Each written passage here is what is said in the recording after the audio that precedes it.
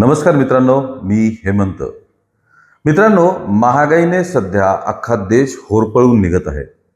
या गोष्टीसाठी कोण जबाबदार आहे? कशामुळे ही महागाई भडकत आहे? पेट्रोल डिझेलचा तुटवडा आणि या सगळ्यातून नागरिकांचे होणारे हाल, या सर्वांचं एक व्यवस्थित विश्लेषण होणं आवश्यक आहे.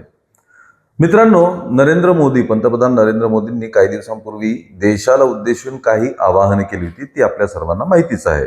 जसं की पेट्रोल आणि डिझेलचा कमीत कमी वापर करा, 1 वर्षासाठी सोनं खरेदी करू नका, विदेश यात्रा टाळा, विदेशात जाऊ नका, डेस्टिनेशन वेडिंग करू नका, खाद्यतेलाचा देखील कमीत कमी वापर करा. आणि या सर्वांमागचं कारण होतं कारण की या सर्व गोष्टींचा आयातीसाठी मोठ्या प्रमाणात डॉलर्सचा खर्च होतो आणि भारताकडे डॉलर्स नाहीत. हा त्यामागचा सगळा अर्थ होता. आता मोदींनी त्या दिवशी आवाहनं केली, हे करू नका, ते करू नका, आणि या सगळ्या आवाहनांमध्ये देशभक्ती, देशहित, मा भारती असे शब्द जोडून त्याला एक भावनिक आवाहन बनवलं. लोकांनी काही प्रमाणात ते पाळण्यास सुरुवात केली आहे, पण मोठ्या प्रमाणात लोकांनी या सगळ्या आवाहनांबद्दल आपला राग व्यक्त केला. काही लोकांचं तर म्हणणं होतं की जेव्हा जेव्हा देशावरती संकट येईल तेव्हा ते संकट लोकांच्याच माथी का मारायचं? सरकारचा यामध्ये काय रोल असतो? सरकारने या बाबतीत ठोस भूमिका, उपाययोजना या सर्व काय करत नाही? प्रत्येक वेळी जनतेलाच कुठले ना कुठले कॉम्प्रोमाइजेस करायला सांगतात आणि स्वतः मात्र मोकळे होतात. अशी जनभावना आपण बऱ्याच माध्यमांमधनं लोकांच्या प्रतिक्रिया आपण बघितल्या असेल. बरं, हे महागलेलं पेट्रोल आणि डिझेल सुद्धा घ्यायला लोक तयार आहेत, पण तेही मिळेना. कामं ठप्प, शेतीवरती सगळ्यात मोठं संकट आलं, कारण ट्रॅक्टरसाठी, पंपासाठी डिझेलच लोकांकडे नाही. शेतकरी रात्र 2-2 रात्र कॅन घेऊन पेट्रोल पंपावरती मुक्कामी होते. ते सुद्धा चित्र आपण सगळ्यांनी बघितलेलं आहे. आता या मोदींच्या आवाहनाला देशाच्या अर्थमंत्री निर्मला सीतारामन यांनी कबुलीच दिलेली आहे. 25 मे रोजी निर्मला सीतारामन या मुंबईत एका कार्यक्रमात बोलत होत्या आणि त्यावेळी त्यांनी मोदींच्या आवाहनाचा परत एकदा उल्लेख केला आणि त्यांनी सांगितलं की मोदींनी जे आवाहन केली आहेत त्याचं पालन करायला लागेल वगैरे वगैरे वगैरे. हे सगळं त्यांनी केलं. एका अर्थाने मोदींच्या बोलण्याला दुजोरा दिला. आता निर्मला सीतारामन यांनी या भाषणात एक व्याख्या त्यांनी सांगितली, एक कन्सेप्ट, एक टर्म सांगितली, 3F हे त्यांनी सांगितले. आता काय हे 3F? या 3F वरतीच हे सगळं संकट, हे सगळं प्रकरण अवलंबून आहे असं निर्मला सीतारामन म्हणतात. 3F पैकी एक F म्हणजे फ्युएल, म्हणजेच इंधन. इंधनाचा तुटवडा, इंधनाचे वाढते दर आणि इंधनासाठी वाहतूक होत नाहीये स्ट्रेट ऑफ हॉर्मुझ मधनं, हे त्यामागची कारण आहेत असं निर्मला सीतारामन यांनी सांगितलं. इंधनाची बचत करायला पाहिजे वगैरे. आता जेव्हा मोदींनी आवाहन केलं त्याच्या दुसऱ्या दिवशी आपण बघितलं की आपले मुख्यमंत्री देवेंद्र फडणवीस 2 व्हीलरवरनं मंत्रालयात गेले. बऱ्याच मंत्र्यांनी ई-व्हेकल वापरतानाचे फोटो आणि व्हिडिओज आपण सर्वांनी बघितले. ते 1-2 दिवस चाललं, त्यानंतर त्याचं काय झालं हे आपल्याला माहिती नाही. पण फ्युएल हा देशातील सर्वात मोठा क्रायसिस आहे असं सांगितलं. त्यावेळी त्यांना विचारण्यात आलं की सेंट्रल गव्हर्नमेंटची जी ड्युटी आहे ह्याच्यावरती, इंधनावरती पर लिटर मागे जी ड्युटी आहे ती चांगली मोठी आहे. ती काही छोटी मोठी नाही. 15 ते 20 रुपये पर लिटरच्या प्रमाणात ही ड्युटी असते.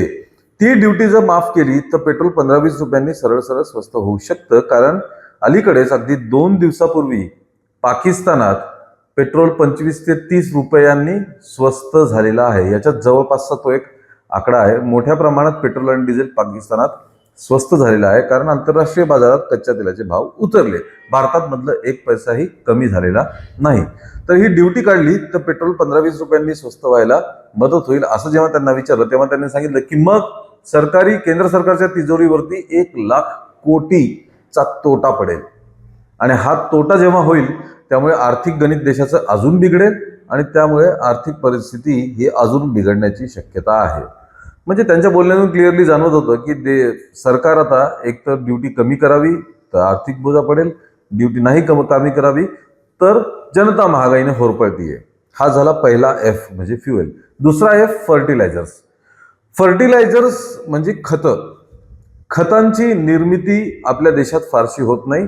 जवळपास 80% खतं आपल्याला बाहेर देशातून आयात करावी लागतात. याचं कारण असं आहे की खतांसाठी लागणारा जो कच्चा रॉ माल आहे, पोटॅशियम वगैरे, या गोष्टी भारतात पोटॅशियमचा एकही साठा नाही. सगळं कण न कण आपल्याला आयात करावी लागते. आता ही आयातच बिघडलेली आहे युद्धामुळे, त्याच्यामुळे खतांच्या आयातीवर परिणाम झाला आणि पर्यायाने खतं महाग झाली. निर्मला सीतारामन म्हणाल्या की आपण कल्पनाही करू शकत नाही इतके खतांचे भाव आंतरराष्ट्रीय बाजारपेठेत वाढलेले आहेत. त्यामुळे खतांचा वापर कमीत कमी करून ऑर्गॅनिक शेतीकडे लक्ष दिलं पाहिजे, असं सुद्धा सीतारामन म्हणाल्या. तिसरा एफ म्हणजे फॉरेक्स रिझर्व्ह. फॉरेक्स रिझर्व्ह म्हणजे परकीय चलन, डॉलर वगैरे हे जे असतात यांचा भारतामध्ये असलेला साठा, त्याला म्हणतात फॉरेक्स रिझर्व्ह. फॉरेक्स रिझर्व्ह सुद्धा आपल्या देशात संकटात आलेलं आहे. कारण रुपयाची किंमत डॉलरच्या तुलनेत जवळपास 95-96 आता पार केलेला आहे. लवकरच ते 100 गाठेल असं म्हटलं जातं. हा तुटवडा, ही आपल्या रुपयाचं मूल्य जे आहे ते दिवसेंदिवस घसरत जाणं, याच्यामुळे आपल्याला फॉरेक्स रिझर्व्हचा तुटवडा येतोय. आता डॉलर विकत घ्यावे लागतात. डॉलर विकत घेतले त्यासाठी नोटा छापावं लागणार, आपल्या भारतीय चलन छापावं लागणार, त्याच्या बदल्यात आपण डॉलर विकत घेऊ शकतो. डॉलर मिळण्याची अजून साधने कोणती आहेत? टुरिझम वाढणं. मागेच एका फॉरेनरने अस्वच्छतेचं सगळं ब्लॉक केला होता आणि त्यानंतर काय घडलं मुंबईमध्ये आपल्याला माहिती आहे. टुरिझम वाढलं की परकीय चलन मिळू शकतं. निर्यात वाढली तर परकीय चलन मिळू शकतं. पण निर्यात आपली ही अमेरिकेसोबतच साधारण आहे, इतर देशांशी फारशी निर्यात आपली नाही. सगळ्यात जास्त निर्यात जी होते ती क्रूड ऑइलची होते जगामध्ये.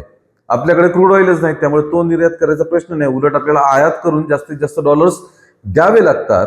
त्याच्यामुळे फॉरेक्स रिझर्व्ह सुद्धा भारतातलं संकटात आहे. म्हणूनच मोदी म्हणाले होते की परदेशात जाऊ नका, सोनं खरेदी करू नका. परदेशात गेले की आपल्या देशातील लोकांजवळचे परकीय चलन जे आहे ते संपत जातं. डेस्टिनेशन वेडिंगमध्ये खूप मोठ्या प्रमाणात डॉलर्सचा खर्च होत राहतो. या सर्व कारणांमुळे देशात, आणि हे काही आज उद्या एका दिवसात एका तासाच्या बैठकीत सुटणारे मुद्दे नाहीत, याला वर्षानुवर्ष जातात हे मुद्दे सुटण्यासाठी. त्यामुळेच देशाची अर्थमंत्री जेव्हा ह्या संकटाची कबुली देते, तेव्हा मित्रांनो आपल्याला अंदाजा आला पाहिजे की देश किती मोठ्या महागाईच्या संकटात आता जाणार आहे. कारण क्रूड ऑइलच्या किमती या फेब्रुवारीमध्ये $70 जवळपास होत्या. मध्ये युद्ध सुरू झाल्यानंतर त्याने $120 पर्यंतचा टप्पा गाठला होता आणि आता 100-105च्या दरम्यान हा क्रूड ऑइल पर बॅरलचा रेट सध्या चालू आहे. तरी सुद्धा भारतात दर वाढत आहेत.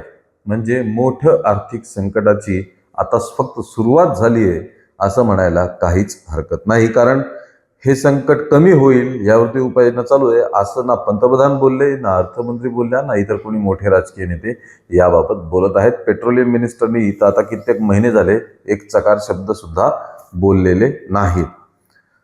आता हे काय अफवा नाही आहेत, हे अर्थमंत्र्यांनीच बोललेलं आम्ही सांगतोय.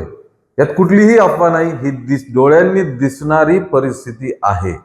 पेट्रोल पंपांवरती रांगा, लोकांचं चिडणं, लोकांचा रोष, या सर्व दिसत्या गोष्टी आहेत, त्याच आपण चर्चा करतोय. मित्रांनो, तुम्ही सुद्धा यावरती व्यक्त व्हा.